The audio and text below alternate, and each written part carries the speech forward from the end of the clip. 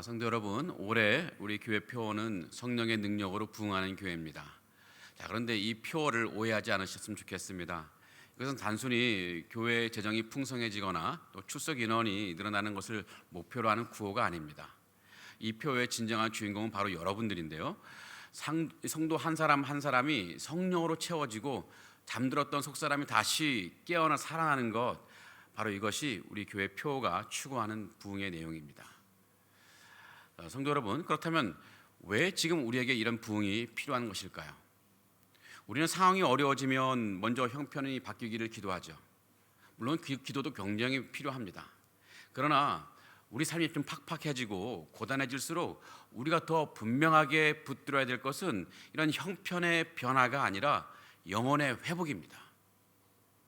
여러분, 부흥이 임하면 현실이 달라지지 않는다 할지라도 우리는 전혀 다르게 살아갈 수가 있습니다.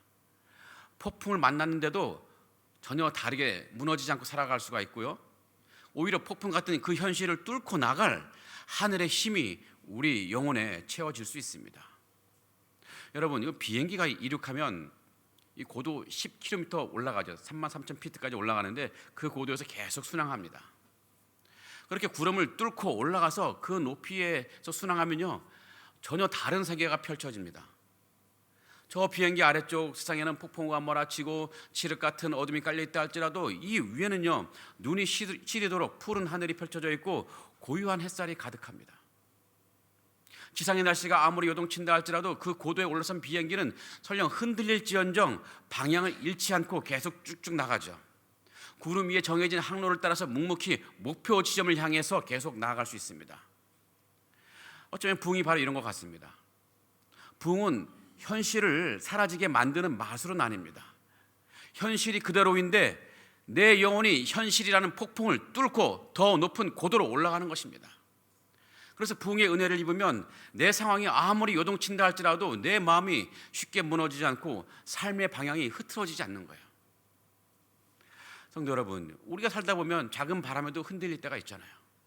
왜 흔들릴까 하면 현실의 바람이 너무 거세서 그럴 수도 있긴 하겠지만 실제로는 우리 영혼이 너무 낮게 날아가기 때문입니다. 그래서 작은 돌개 바람에도 몸이 휘청거려요. 어찌되면 어떤 분들은 땅바닥에 바짝 붙어서 날고 있기 때문에 그냥 눈에 보이는 작은 장애물 하나에도 어쩌지 못하고 쉽게 당황하는 그런 인생들이 참 많이 있습니다. 그래서 우리에겐 부흥이 필요합니다. 현실 한가운데서도 여전히 우리를 다스리시는 하나님 바라보며 살 수 있도록 성령께서 우리를 다시 일으키실 수 있도록 더 높은 고도로 번쩍 들어 올려 주실 수 있도록 우리가 그렇게 살아갈 수 있도록 부흥이 필요하다는 거예요. 우리는 오늘부터 6주 동안 이 하박국서 말씀을 살펴보면서 우리 영혼의 고도를 높이는 이 부흥의 여정을 시작하려고 합니다. 오늘 우리가 함께 읽은 하박국 1장에서 1절 4절 이 말씀은 바로 그 위대한 비상, 영적 부흥이 우리 삶에 어디서부터 시작되는지를 너무 생생하게 보여주고 있습니다. 오늘 말씀에서 하박국은 자신이 마주한 현실을 두고 탄식하는데요, 하박국이 본 현실이 도대체 어떻길래 이 현실을 보고 탄식하는 걸까요? 오늘 말씀 3절을 함께 볼까요? 어찌하여 내게 죄악을 보게 하시며 패역을 눈으로 보게 하시나이까? 겁탈과 강포가 내 앞에 있고 변론과 분쟁이 일어났나이다. 지금 하박국이 보고 있는 땅은 다른 이방 땅이 아닙니다. 하나님 백성이 따는 유다 땅입니다. 그런데 그곳에 무엇이 있습니까? 법과 정의가 설 자리가 없는 거예요.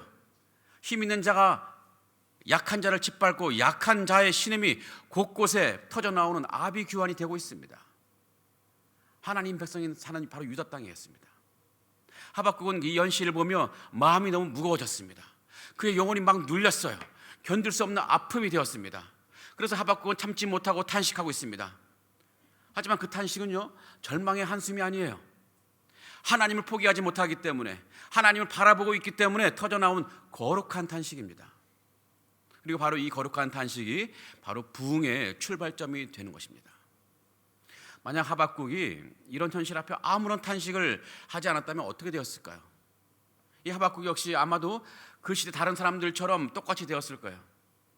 죄악에 물든 세상을 보면서 그냥 원래 세상은 원래 저래 이러면서 마음이 무뎌졌거나 아니면 너무나 절망해서 이 무너진 정의 앞에서 조용히 어디론가 숨어 들었을 것입니다. 성도 여러분, 이 탄식이 멈춘다는 것은 더 이상 아파하지 않는다는 뜻입니다. 그리고 아파하지 않는다는 것은 영혼이 위험하다는 신호입니다. 죄를 보고도 마음이 움직이지 않고 무너진 것을 보고도 무감각해지는 순간 우리의 속사람은 서서히 굳어져 가는 거예요. 여러분, 육체적으로 감각을 잃는 병이 얼마나 무서운지 우리는 압니다. 예를 들어 성경에 나오는 이 나병도 그런데요. 이 나병이 두려운 이유는 이 나병이 진행되면서 몸이 무너져 가는데도 통증을 제대로 느끼지 못해 위험을 알아차리지 못하는 것에 있습니다. 아픔을 느끼지 못하니까 대처할 수가 없습니다. 결국 상처가 깊어져도 자신도 모르는 사이에 온몸이 무너져 내리는데 그걸 모르는 거예요. 우리 영적인 것도 마찬가지입니다. 내 안에서 기도의 등불이 꺼져가고 예배의 감격이 사라져가고 찬양을 불러도 마음이 뜨겁지 않은데 내 마음 안에 아무런 탄식이 없다면 그것은 영적인 무감각, 영적인 나병 상태에 걸려 들어섰다는 너무나 서글픈 증거입니다. 아프지 않은 것이 은혜가 아닙니다. 아파야 할 때 아파하지 못하는 것이 우리 인생의 비극입니다. 만약 유다 땅을 보면서 하박국이 침묵했다면 하박국 2장의 그 찬란한 묵시도 없었을 것입니다. 그리고 3장의 그 위대한 신앙 고백, 비록 무화과 나무가 무성하지 못하며 포도나무에 열매가 없으며 외양간에 소가 없을지라도 나는 여호와로 말미암아 즐거워하며 라는 이 엄청난 고백도 탄생하지 않았을 것입니다. 성도 여러분, 이 하박국 한 사람이 느꼈던 이 거룩한 답답함, 그 뼈아픈 탄식이 하늘 보좌를 흔들었습니다. 그리고 마침내 절망의 시대를 깨우는 부흥의 서곡이 되었던 것입니다. 성도 여러분, 2026년 새해 첫 주에 하나님을 향한 우리의 얼굴은 어떠해야 될까요? 하나님, 저 아무 문제 없습니다 라는 그 편안한 그런 평안한 얼굴이 아닙니다. 오히려 무너진 우리 영혼의 모습을 바라보면서 주님, 이대로는 안 됩니다. 주님, 나를 불쌍히 여겨 주옵소서라고 가슴을 치며 울고 있는 하박국의 얼굴이 되어야 합니다. 그러니 자신의 모습을 보면서 여러분 마음이 일어나는 그 불편함, 그 거룩한 탄식이 있다면 그것을 억누를 것이 아닙니다. 왜 우리 가정이 이렇게 되었을까? 왜 내 신앙이 이토록 무뎌졌습니까? 그 불편한 질문이 하나님께서 우리 안에서 부흥을 시작하시는 첫 단추가 될 것입니다. 성도 여러분, 이 부흥은요, 눈물 없이 오지 않습니다. 부흥은 탄식 없이 오는 것이 아닙니다. 2026년 이 거룩한 탄식으로 부흥의 문을 활짝 여는 저와 여러분 되기를 주님의 이름으로 간절히 축원합니다. 성도 여러분, 이 하박국은 유다 땅에 이 가득한 강포와 무너진 정의를 보며 탄식했습니다. 그렇다면 2026년 새해를 맞이하는 우리는 지금 무엇을 보며 탄식해야 할까요? 우리의 탄식은 세상의 정치가 잘못된 것이나 경제가 어려운 것을 향할 것이 아니라 바로 내 영혼의 무너진 모습을 보며 탄식해야 될 것입니다. 겉으로는 예배를 드리고 신앙의 언어를 사용하고 있지만 그 안에서 무너져가고 있는 우리 내면의 실상을 보며 탄식해야 됩니다. 오늘 이 시간 먼저 세상이나 다른 사람들을 보기보다는 먼저 나 자신을 보며 탄식하는 우리가 되면 좋겠습니다. 바로 그 자리에서 우리의 탄식은 다시 부흥의 기도가 될 것입니다.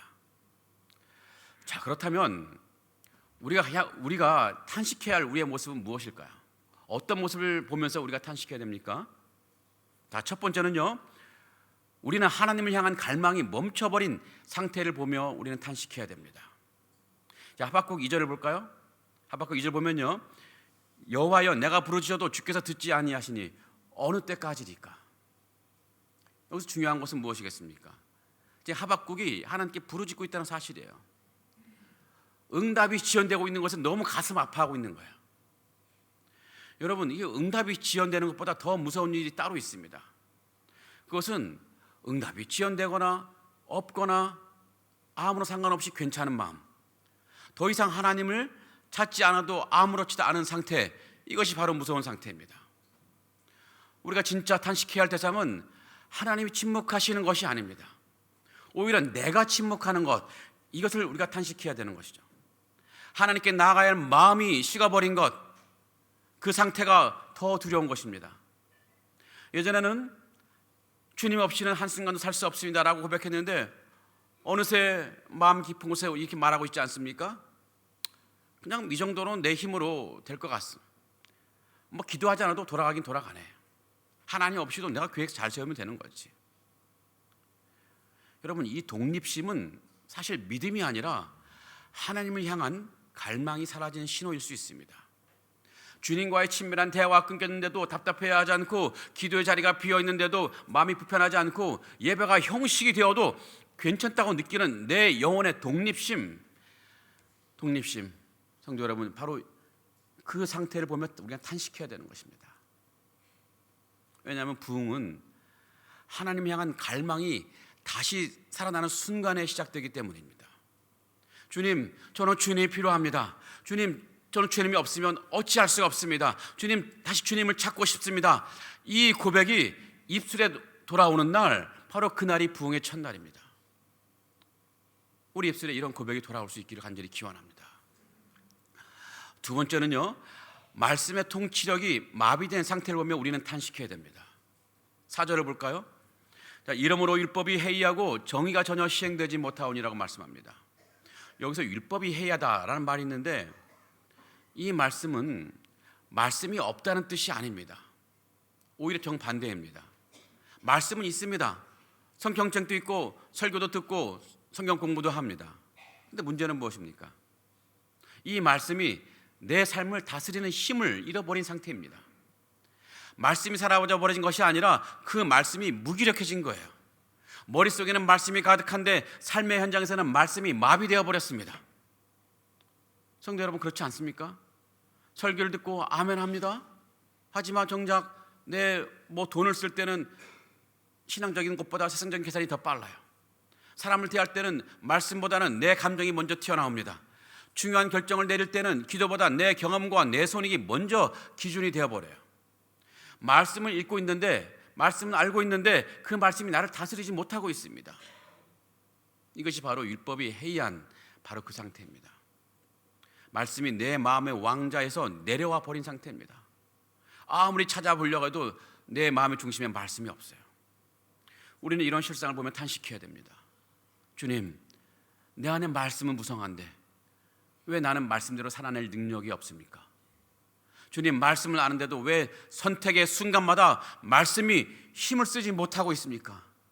이 질문을 우리 가슴을 치며 질문해야 되는 거죠. 성도 여러분, 이 부흥은 말씀의 양이 늘어나는 것만이 아닙니다. 부흥은 말씀이 다시 나를 통치하는 것입니다. 말씀이 내 감정을, 내 욕심을 누르고 내 선택을 이끌고 내 삶의 방향을 붙드는 힘이 되는 것, 그것이 바로 성도의 영적인 부흥입니다. 이런 말씀이 우리를 통치하는 일들이 회복되기를 간절히 기원합니다. 세 번째는요, 우리가 탄식해야 될 세 번째 모습은 내 안에 강포가 당연해진 상태입니다. 자, 하박국 3절에 보면요, 겁탈과 강포, 변론과 분쟁을 보며 이 하박국은 너무나 괴로워하고 있습니다. 이 겁탈과 강포, 변론과 분쟁이 우리 안으로 들어오면 뭡니까? 내 마음에서 끊임없이 일어나는 미움, 남을 깎아내리려는 말, 나만 잘 되면 된다는 이기심, 형제의 아픔을 보고도 눈물 한 방울 흘리지 않는 이 냉혹함, 이것이 바로 우리 안에 겁탈과 강포요, 변론과 분쟁입니다. 성도 여러분, 이 내면의 강포는요, 큰 죄로만 드러나지 않습니다. 말투가 거칠어지는 것도 포함되죠. 사람을 존재가 아니라 그저 수단으로 대하는 것이죠. 내 기준에 맞지 않으면 쉽게 정죄하고 쉽게 끊어내버립니다. 기도로 품기보다는 말로써 사람을 찌르고 이해하기보다는 판단하죠. 이것이 내 안의 강포입니다. 더 두려운 것은 이런 모습이 어느 순간 내 안에서 당연해지는 것입니다. 예전에는 작은 죄만 지어도 가슴이 아파서 잠을 잘 못 잤는데, 이제는 웬만한 죄를 지어도 남들을 다 그렇게 하는데라며 웃어 넘기고 편한 잠을 자요. 거룩함을 갈망하던 이 마음이 어느 사라지고 어느새 세상 사람들과 똑같이 거칠고 세속적으로 변해버린 내 모습을 보면서 우리는 하박국처럼 탄식해야 됩니다. 주님, 제 안에 강포가 끓고 있습니다. 주님, 제 말이 사람을 살리기보다는 사람을 찌르고 상하게 합니다. 주님, 제 마음이 너무나 차가워졌습니다. 주님, 다시 부드럽게 하여 주옵소서. 성도 여러분, 이 부흥은 내 안에 강포를 그냥 막 숨기는 것이 아닙니다.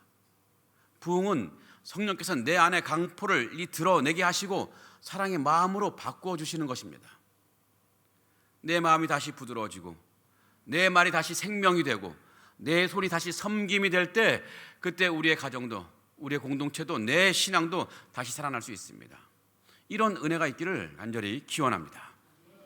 성도 여러분, 제가 지금 말씀드린 이 세 가지 모습들, 하나님을 향한 갈망이 사라지는 것, 말씀이 내 삶에서 힘을 발휘하지 못하는 것, 또 내면의 성품이 거칠어지는 모습들, 만약 이것이 우리 영혼의 진짜 주소라면, 우리 영혼의 진짜 모습이라면 사실 우리는 지금 이 자리에 가만히 앉아 있을 때가 아닙니다.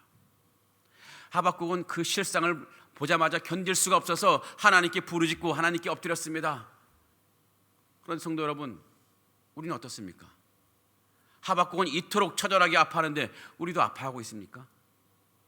왜 우리는 이렇게 담담하고 평온한 걸까요? 내 영혼이 병 들어가는 것보다 더 무서운 위기는 내가 병 들었다는 이 사실에 대해 아무런 위기감을 느끼지 못하는 영적인 마비 상태인 것입니다. 무너지고 있는데도 무너지는 줄 모르는 것, 내 영혼의 배가 점점 침몰하고 있는데도 비상벨을 하나 누르지 못하는 것, 그것이 가장 두려운 상태입니다. 자, 여러분, 그렇다면 무엇이 이토록 우리를 감각이 없게 만들었을까요? 왜 우리는 탄식해야 마땅한 이 실상 앞에서 눈물 한 방울조차 흘리지 못하고 있는 걸까요? 왜 내 영혼이 침몰을 바라보면서도 마음은 여전히 괜찮다고 말하는 것일까요? 왜 눈물은 마르고 가슴은 얼음장처럼 차가워졌을까요? 성도 여러분, 2026년 새해 첫 주에 우리가 반드시 짚고 넘어갈 것이 있습니다. 바로 탄식하지 못하게 하는 우리 마음의 영적인 장애물들입니다. 이제 잠깐 몇 가지를 살펴볼 필요가 있는데요. 자, 우리 탄식하지 못하게 하는 몇 가지 첫 번째 장애물은요, 바로 영적인 내성이 생겨버렸기 때문입니다. 우리가 탄식하지 못하는 첫 번째 이유는 영적 내성 때문입니다. 우리 영혼이 무너진 상태에서 너무 오랫동안 길들여져 있을 수 있습니다. 성도 여러분, 내성이란 게 무엇입니까? 이 같은 자극이 반복되면 우리 몸이 그 자극에 점점 둔감해지는 현상이 있지 않습니까? 그게 바로 내성인데, 처음에는 우리 기도의 줄을 놓쳤을 때 우리는 어떻습니까? 마음이 답답해서 잠이 오지 않았을 것입니다. 처음 예배 감격이 사라지고 형식적으로 예배를 드렸을 때는 하나님 앞에 죄송해서 어쩔 수 모르는, 견딜 수 없는 이 두려움이 있었을 것입니다. 그것이 살아있는 영혼의 통증입니다. 그런데 그 상태로 한 달이 지나가고 두 달이 지나가고 1년이 지나면서 우리 영혼에 영적인 굳은 살이 박혀버렸습니다. 이것이 바로 영적인 내성이에요. 이제 기도를 쉬어도 마음이 불편하지 않아요. 말씀을 읽지 않아도 하루 사는데 별 지장이 없는 것처럼 느껴집니다. 오히려 마음속에 이런 생각들이 고개를 드는데, 기도 안 해도 아무 일 없었네, 예배 감격이 없어도 사는데 아무 문제가 없구나.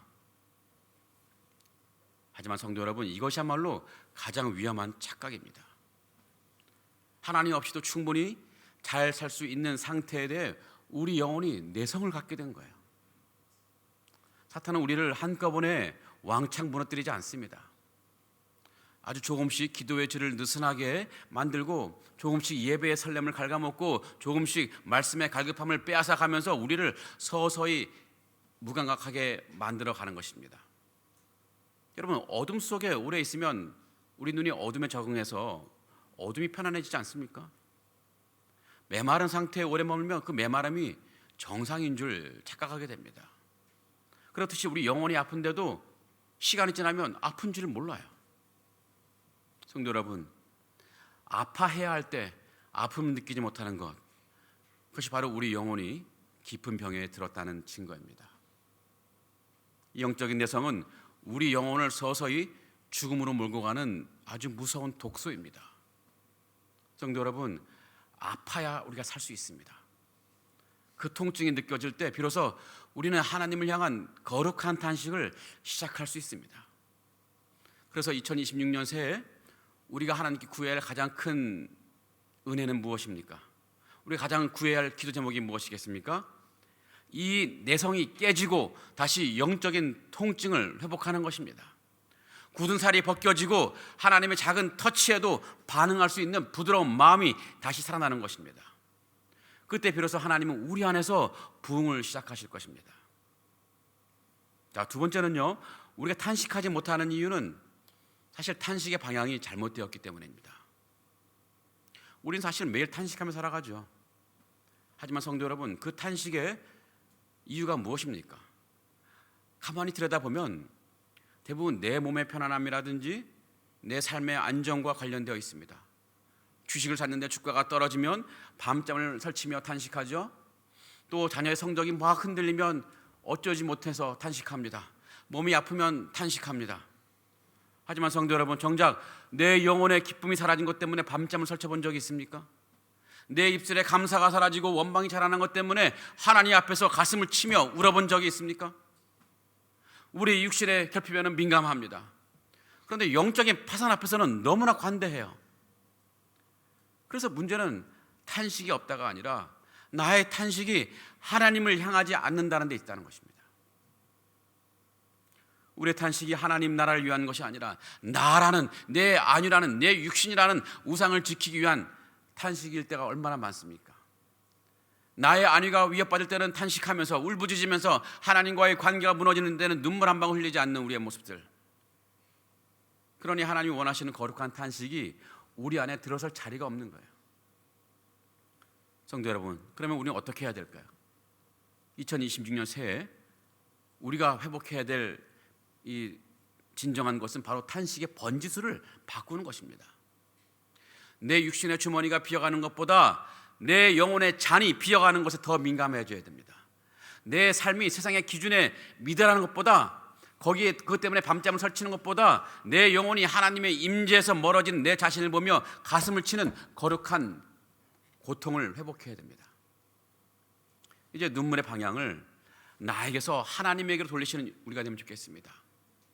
나를 지키기 위한 절망의 탄식을 멈추고 하나님의 마음을 아프게 하는 이 나의 영적인 파산을 보며 우는 거룩한 슬픔을 우리가 다시 시작해야 됩니다. 우리의 눈물이 나라는 우상을 위해 흘리는 눈물이 아니라 하나님을 향한 갈망의 눈물이 될 때, 그때 우리의 탄식은 죽음으로 가는 신호가 아니라 생명으로 나아가는 기도가 될 것입니다. 그때 하나님은 우리에게 부흥의 은혜를 부어주실 것입니다. 마지막으로 우리가 탄식하지 못하는 이유는 우리 영혼의 민낯을 비춰줄 말씀의 거울을 치워버렸기 때문입니다. 4절을 보면요, 다시 4절 보면은 이러므로 율법이 해이하고 라는 말이 있습니다. 율법이 해이하다, 이미 말씀드렸죠. 여기서 해이하다는 말은 기준이 사라져 맥을 못 추는 상태입니다. 제 역할을 하지 못하는 상태입니다. 하나님 말씀이 내 삶에서 작동하지 않으니까 내가 지금 얼마나 위험한지를 알 수가 없는 거예요. 성도 여러분, 우리는 말씀이 내 영혼을 날카롭게 찌르지 못하도록 스스로 엄청난 방어막을 치고 있어요. 이것이 바로 말씀의 필터링입니다. 말씀의 필터링. 내가 듣고 싶은 축복과 위로의 말씀에는 귀를 활짝 열지만 내 죄를 드러내고 회개를 촉구하는 말씀 앞에서는 교묘하게 마음을 닫아버립니다. 여러분, 그 말씀의 거울이 깨진 게 아니에요. 우리가 그 거울 앞에 서지 않기로 선택한 것입니다. 그래서 내 영혼의 민낯이 보이지 않는 거예요. 내 영혼의 민낯을 비추는 이런 기준이 사라져 보니까 탄식할 이유도 몰라요. 회개할 자리도 찾지 못하는 거죠. 성도 여러분, 그러기에 올해 우리가 해야 될 일은 다시 말씀의 거울 앞에 서는 것입니다. 이 정도면 괜찮지라는 자기 합리화의 필터를 거두어내버리시고 말씀이 내 가슴을 찌를 때 피하지 말고 그 통증을 그대로 받아들이는 것입니다. 말씀이 나를 책망할 때 그것이 나를 무너뜨리는 공격으로 여기지 말고 오히려 나를 살리시려는 하나님의 간절한 사랑으로 믿고 그 앞에 엎드려야 되는 것입니다. 우리가 다시 말씀의 이 거울 앞에 정직하게 설 때, 그래서 우리의 내 영혼의 실상을 대면할 때 비로소 우리는 탄식할 수 있습니다. 주님, 말씀에 비춰보니 제가 죄인입니다. 저를 살려 주옵소서. 그 거룩한 탄식이 살아나는 자리에서 하나님은 우리 안에서 부흥을 시작하실 것입니다. 말씀을 다시 한번 정리해 보겠습니다. 성도 여러분, 오늘 우리는 2026년 새해를 시작하면서 부흥을 이야기했습니다. 그런데 오늘 본문에서 만난 이 부흥의 얼굴은 우리가 기대했던 이런 축제의 분위기가 아닙니다. 화려한 축제 모습이 아니에요. 오히려 무너진 우리 영혼의 실상을 바라보면서 가슴을 쥐어짜는 거룩한 탄식의 얼굴이었습니다. 부흥은 내가 얼마나 괜찮은 사람인지를 확인하는 자리가 아닙니다. 부흥은 하나님 앞에서 내가 얼마나 파산한 존재인지를 깨닫고 그분의 은혜 없이는 단 한순간도 살 수 없음을 고백하면서 하나님께 부르짖는 그 자리에서 시작되는 것입니다. 성도 여러분, 그래서 한 주간 우리가 해야 할 일은 분명한데요, 첫 번째로는 여러분 내 영혼의 무감각을 깨뜨려 달라고 여러분 기도하시는 한 주간 되면 좋겠습니다. 하나님, 내 영혼에 박힌 이 굳은 살을 제거하여 주옵소서. 작은 죄도 아파하게 하시고 하나님의 침묵 앞에 견딜 수 없는 갈증을 느끼게 하여 주시옵소서. 마비된 내 영혼의 거룩한 통증을 회복시켜 주옵소서. 이 기도가 이번 한 주간의 기도가 될 때 하나님은 분명히 부흥을 우리 안에서 시작하실 것입니다. 두 번째는요, 눈물의 번지수를 바꾸시기 바랍니다. 내 주머니가 비어가는 것 때문에 울지 말고 내 영혼에서 하나님을 향한 사랑이 멈추어가는 것, 메말라가는 것을 더 아파하시는 우리가 되면 좋겠습니다. 나를 지키기 위한 울음을 이제 이번 한 주간 멈추고 하나님의 마음을 아프게 했던 내 완악함을 보면서 우는 한 주간 되면 좋겠습니다. 그렇게 눈물의 방향이 바뀔 때 우리의 탄식은 절망이 아니라 기도가 되고 그 자리에서 하늘문이 열리는 놀라운 역사가 일어날 것입니다. 세 번째, 우리가 이번 한 주간 해야 될 것은 말씀의 거울 앞에 정직하게 서는 우리가 되면 좋겠습니다. 여러분, 내 입맛에 맞는 위로의 말씀만 편식하지 말고 내 자아를 도려내고 내 위선을 드러내는 말씀의 거울 앞에 정직하게 서시는 우리가 되면 좋겠습니다. 그때 말씀이 나를 찌를 때 피하지 마세요. 그 칼 끝이 닿는 자리에서 우리는 그 썩은 것이 도려내고 부흥의 새살이 돋아날 것입니다. 성도 여러분, 이 하박국서는 하박국서 1장의 이 고통스러운 탄식으로 시작하지만 여러분 마지막 3장에서는요, 나는 여호와로 말미암아 즐거워하며 나의 구원의 하나님으로 말미암아 기뻐하리라라고 아주 환호의 찬양을 부릅니다. 여러분, 탄식이 없는 사람은 이 찬양의 깊이를 알기 어렵습니다. 하지만 이 탄식하는 사람들은 이 찬양이 얼마나 감격스럽고 위대한 찬양인지 알 수 있습니다. 오늘 우리가 정직하게 울어야 하나님이 주시는 참된 기쁨을 우리가 누릴 수 있습니다. 저는 믿습니다. 오늘 우리가 거룩한 탄식이 우리 안에 넘쳐날 때 우리는 분명히 언젠가 거룩한 찬양으로 우리 입술이 바뀌게 될 것입니다. 2026년 우리 교회와 또 여러분의 삶이, 여러분의 가정이 바로 이 거룩한 탄식의 자리에서 다시 시작되기를 원합니다. 여러분, 억지로 짜내는 열심이 아니라 하나님을 향한 견딜 수 없는 목마름으로 기도의 자리에서는 우리가 되기를 바랍니다. 올해 하나님이 주시려는 이 부흥의 은혜를 충만히 받는 우리가 되기를 바랍니다.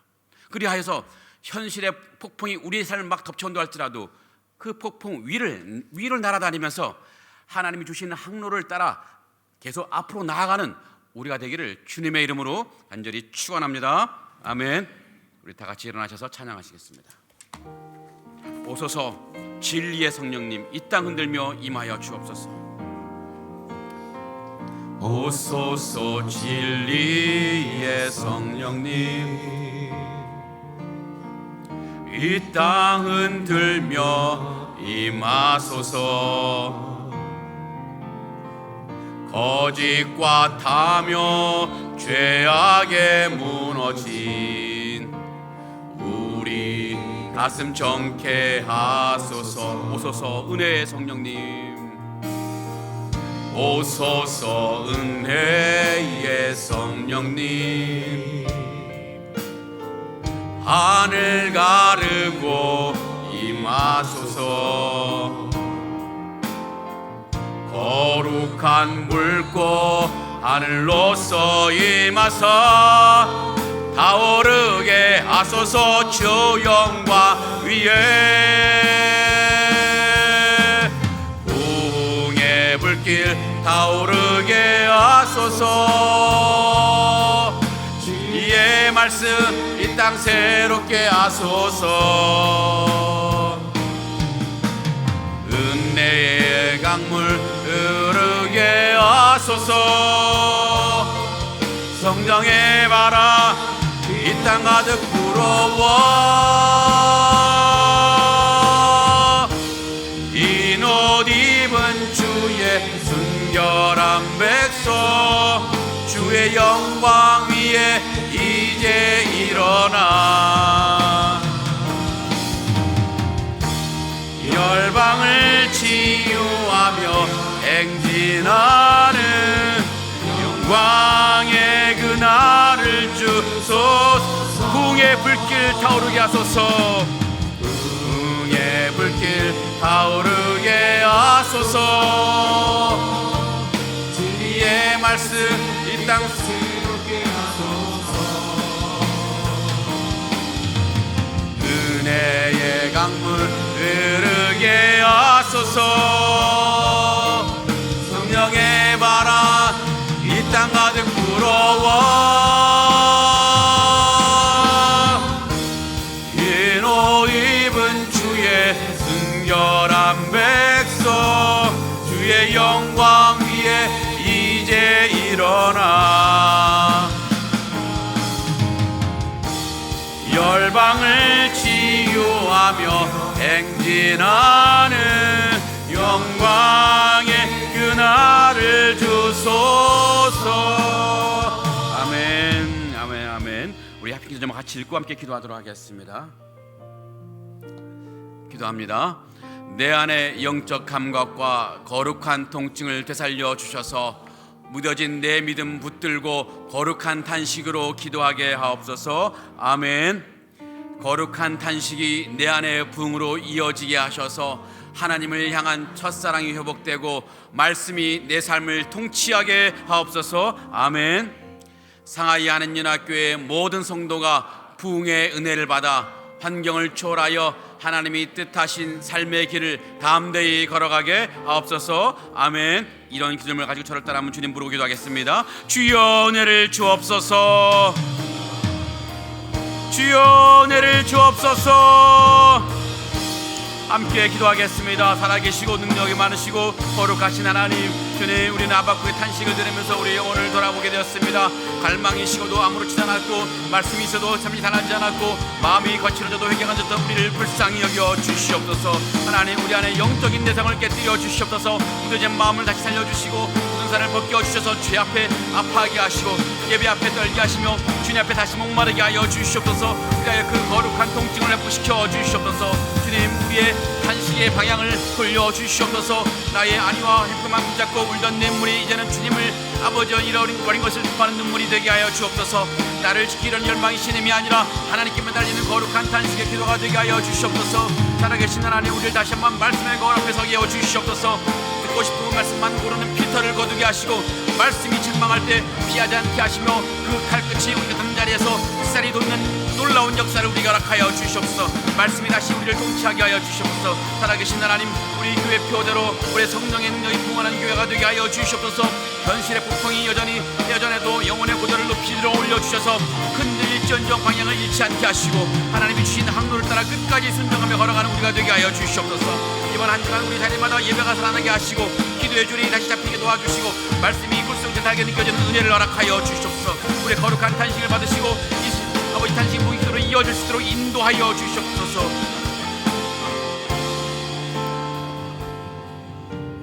존귀하시고 거룩하신 우리 주 하나님, 우리는 하박국의 탄식을 들으며 우리의 영혼을 돌아보게 되었습니다.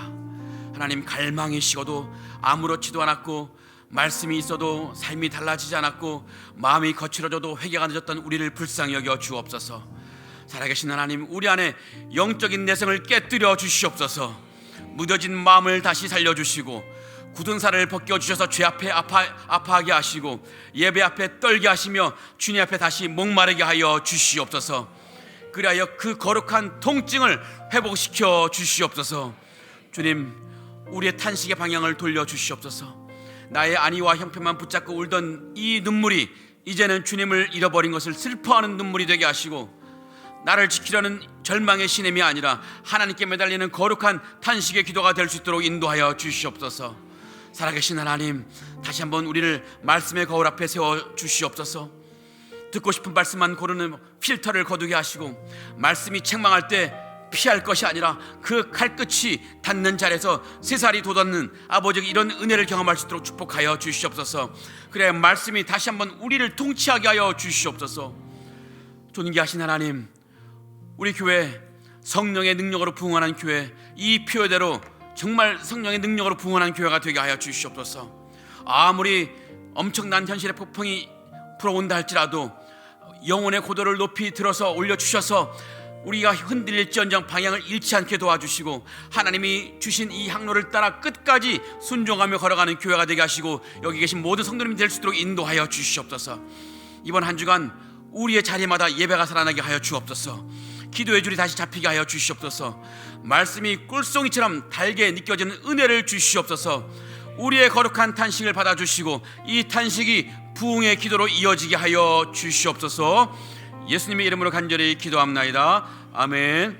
이제는 우리 주 예수 그리스도의 은혜와 하나님 아버지의 사랑하심과 성령의 역사하심이 2026년 새해 첫 주에 거룩한 탄식으로 하나님께 돌아가 영혼의 무감각에서 깨어나기를 원하며, 말씀이 다시 한번 삶을 통치하게 하시고 성령의 능력으로 부흥하여 현실의 어떤 폭풍 속에서도 방향을 잃지 않고 하나님이 주신 길을 담대히 걸어갈 것을 다짐하는 상하이 하느님께 모든 성도들 머리 위에 지금부터 영원토록 함께 하실지어다. 아멘.